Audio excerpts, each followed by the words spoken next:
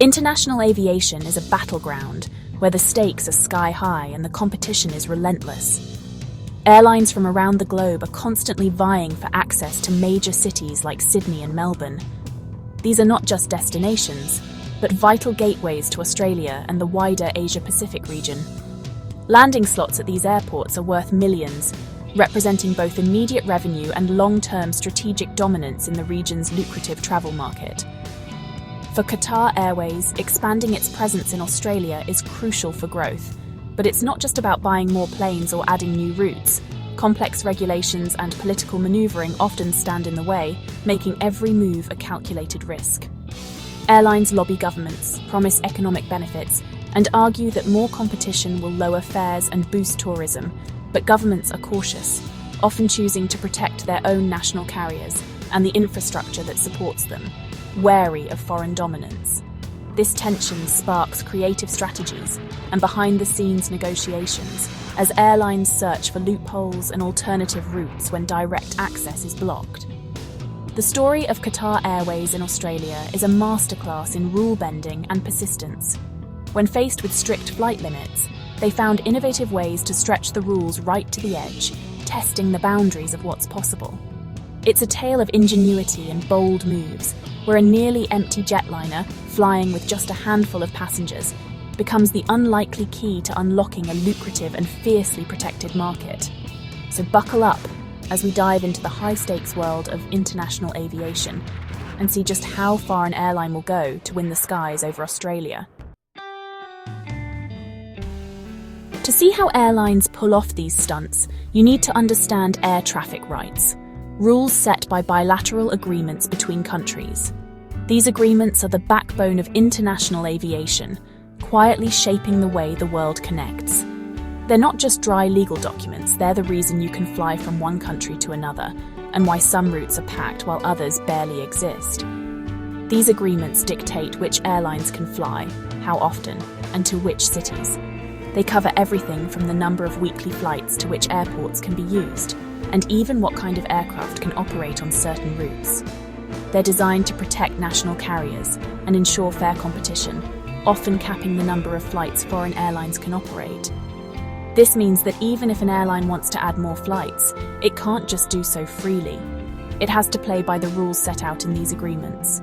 For airlines like Qatar Airways, these limits can be a major obstacle, even when demand is sky high. Passengers might be clamoring for more seats, but the airline's hands are tied by international law.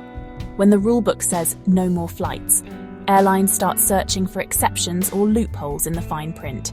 Sometimes they'll negotiate for extra rights, or look for creative ways to use existing ones to their advantage. The result? A constant game of cat and mouse, with airlines poring over legal language to find any way to add more flights without breaking the rules. It's a high-stakes puzzle that requires both legal expertise and business savvy. This is where strategy and creativity come into play. Airlines must think several moves ahead, anticipating how regulators and competitors might respond to their next step. The Doha to Australia market is a perfect example of this high-stakes regulatory chess match. Here, every additional flight is the result of careful planning, negotiation, and sometimes a bit of clever maneuvering. Let's see how Qatar Airways played the game, navigating a maze of regulations to expand its reach and connect more travellers across continents. The key obstacle for Qatar Airways was Australia's bilateral agreement, a hard cap of 28 weekly flights into Sydney, Melbourne, Brisbane, and Perth. These 4 airports are the crown jewels, handling most international traffic and profits. The cap is designed to protect Qantas and keep competition in check. But demand for Qatar's flights far outstripped supply. Planes were packed, and requests for more flights were denied. With the main gateways locked down, Qatar Airways needed a workaround. The agreement only restricted the 4 major airports. What about the rest? The search began for a secondary airport not covered by the cap, a loophole that could unlock more flights. That's when Adelaide entered the picture. The fine print revealed the answer. There were no limits on flights to non-major airports like Adelaide. While the government's agreement capped flights to Sydney, Melbourne, Brisbane and Perth, It left a loophole for smaller cities. This detail, buried in pages of legal jargon, was the key that unlocked a new strategy for ambitious airlines. Qatar Airways could operate unlimited flights there, sidestepping the 28-flight cap that restricted access to Australia's busiest hubs. Suddenly, Adelaide became a golden ticket for expansion. The plan? Launch a Doha-Melbourne-Adelaide service, officially classified as an Adelaide flight, but with Melbourne as the real commercial focus. Passengers could book tickets to Melbourne, enjoy a seamless transfer, and the airline could market the route as a direct connection. This tag-on flight strategy, known as the Adelaide Gambit, reclassified the entire service, letting Qatar double its Melbourne flights without breaking the rules. It was a masterstroke of regulatory navigation, exploiting a technicality that few had noticed. The same trick had worked before, with flights to Canberra piggybacking on Sydney routes. Airlines had learned to use these secondary cities as stepping stones, quietly increasing their presence in major markets. By extending a Melbourne flight to Adelaide, Qatar Airways unlocked a new revenue stream, all while staying within the letter of the law. The extra leg to Adelaide was often lightly booked, but the real money was made in Melbourne. The real goal wasn't to serve Adelaide, but to get more passengers to and from Melbourne. For travellers, it meant more options and better connectivity, even if the final destination was technically elsewhere.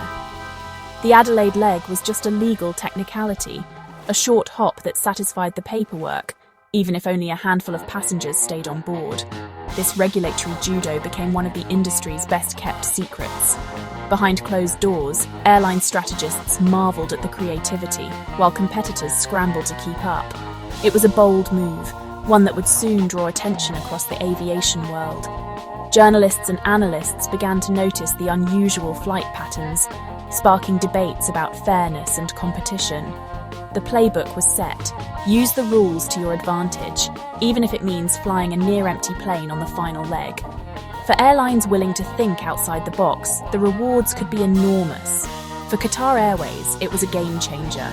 The airline gained a competitive edge, expanded its reach, and set a precedent for others to follow. But how did it actually work in practice? The answer reveals just how far airlines will go to outmaneuver the system, and how a single loophole can reshape an entire market. Enter flights QR 988 and QR 989, the heart of the workaround. QR 988 departs Doha, lands in Melbourne late at night, and unloads a full cabin of passengers bound for Melbourne. After a layover, the same aircraft continues to Adelaide, usually with almost no one on board. The return, QR 989, starts in Adelaide with a handful of passengers, hops to Melbourne, fills up, and then heads to Doha. The real business is the Doha-Melbourne leg. The Adelaide segment is just a regulatory requirement. These ghost flights exist solely to reclassify the service and bypass the 28-flight cap. The result, Qatar Airways effectively doubles its Melbourne capacity, all while technically following the rules. The near-empty legs are a means to an end, not a product anyone actually wants. It's a logistical dance designed for one purpose: winning the Melbourne market. This is how airlines turn legal loopholes into commercial gold. The Melbourne-Adelaide leg of QR 988 is aviation's ultimate ghost flight. The Boeing 777, built for 354 passengers, often carries just a handful, or none at all, between the two cities. Why? Australian law bans foreign airlines from selling domestic-only tickets, so only international transit passengers can book the route. With little demand for Doha-Adelaide via Melbourne, the flight is almost always empty. The government required Qatar to offer tickets to Adelaide, but that didn't create demand. The result? A daily near-empty wide-body jet, flying purely for regulatory compliance. It's a surreal, costly, but perfectly legal maneuver. The schedule for the Melbourne-Adelaide leg is almost comically inconvenient. Passengers must endure a late-night arrival in Melbourne, a 6-hour layover, and a dawn departure, thanks to Adelaide's airport curfew. No one in their right mind would choose this route if they had other options. The layover is so long, it seems engineered to discourage bookings, keeping the flight empty and the operation simple. The real goal isn't to serve passengers. It's to satisfy the legal requirement for an Adelaide service. The passenger experience is an afterthought. Regulatory compliance is everything. This is a flight designed to be unpopular, and that's exactly the point.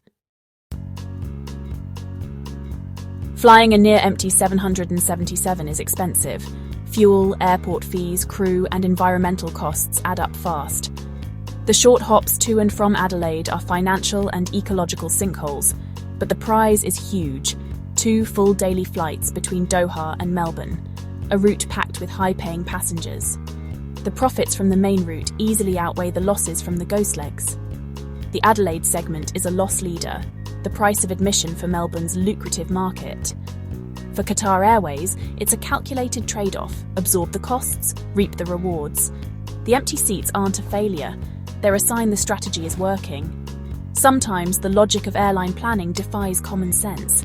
In this game, the numbers add up, even if the flights don't. Qatar Airways ghost flights reveal the cat-and-mouse game between airlines and regulators. Rules meant to protect national interests can create loopholes, and airlines are quick to exploit them.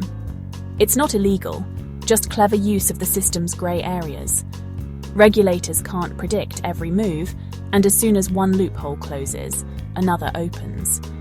Governments must balance competition with protecting their own carriers, often leading to contradictory policies.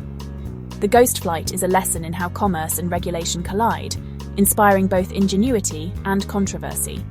For airlines, finding the loophole is sometimes the only way to win. In the end, international aviation is as much about navigating rules as it is about flying planes.